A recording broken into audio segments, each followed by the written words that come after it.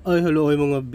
Ito po ay ang sampalok-sampalukan or kung tawagin ay Changka Piedra. Yes, ito po ay tumutubo sa mga bakanting lote at sa gilid ng kalsada.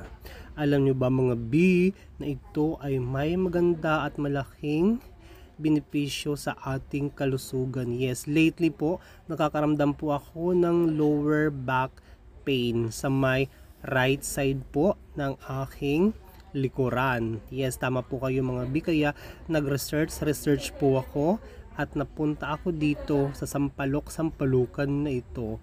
Ito ang mga beneficiaries ng ating sampalukan o kung tawagin seed over leaf. Yes, ito po ay nakakatunaw ng kidney stone. Ito po ay nakaka-detoxify ng atay. Yes, yan po ang seed over leaf. Ito po ay nakakababa ng high blood pressure. Ito po ay nagsusuporta sa maayos na paggana ng kidney. Yes, yan mga B. Kukuha na po tayo ng 15 hanggang 20 na putol ng sampalukan. Ito po ay lumalaban din po sa mga unwanted bacteria sa ating katawan. Yes, kailangan mong hugasan ng 3 beses or maraming beses sa flowing water.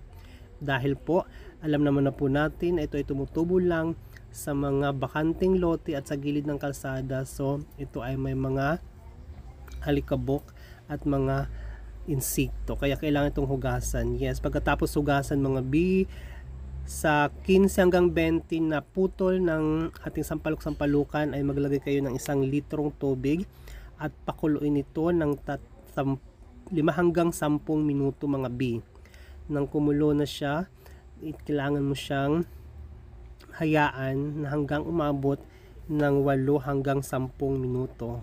At yan, pag napakulo na siya, ilagay na ito sa inyong mga inumanan, sa mga tasa, sa mga baso. At ang 1 litrong tubig ay pwede itong inumin sa umaga at saka sa gabi. Yes, tama po kayo mga B. Yan na po. Yan ang kulay ng pinagkuluan ng sampalukan. At yes, ito ay iniinom ko na po 2 buwan na po mahigit. Simula pa lang nung June ay umiinom na po ako neto. At yes, tama po. Nawawala po ang aking nararamdaman sa aking lower back pain. Siguro yun na po ang sign na meron na akong nararamdaman sa aking gallbladder o kaya sa aking kidney. Kaya ayun, napainom ako ng sampalukan or Changka Piedra. Maraming salamat.